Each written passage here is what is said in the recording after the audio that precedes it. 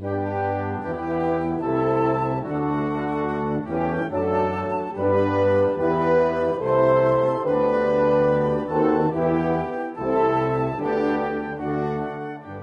you're still struggling with consent, just imagine instead of initiating sex, you're making them a cup of tea.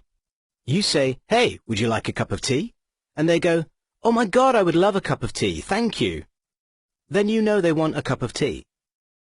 If you say, "Hey, would you like a cup of tea?" And they're like, I'm not really sure. Then you can make them a cup of tea, or not, but be aware that they might not drink it.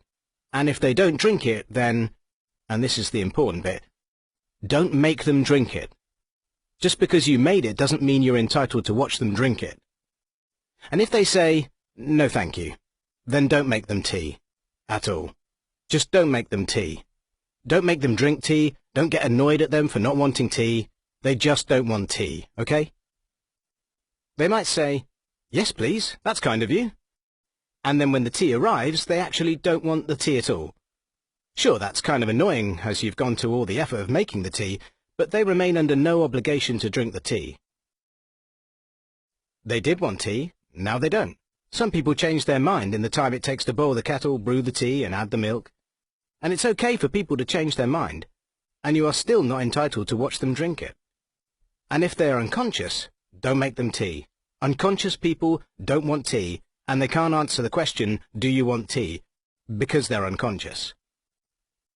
Okay, maybe they were conscious when you asked them if they wanted tea, and they said yes, but in the time it took you to boil the kettle or brew the tea and add the milk, they are now unconscious.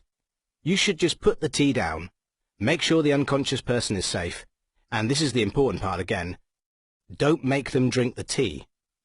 They said yes then, sure, but unconscious people don't want tea.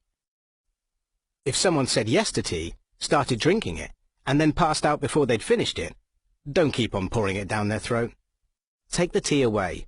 Make sure they are safe, because unconscious people don't want tea. Trust me on this.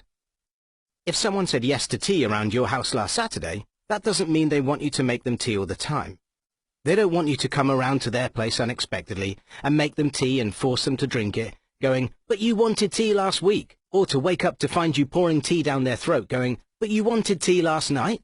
If you can understand how completely ludicrous it is to force people to have tea when they don't want tea, and you are able to understand when people don't want tea, then how hard is it to understand when it comes to sex?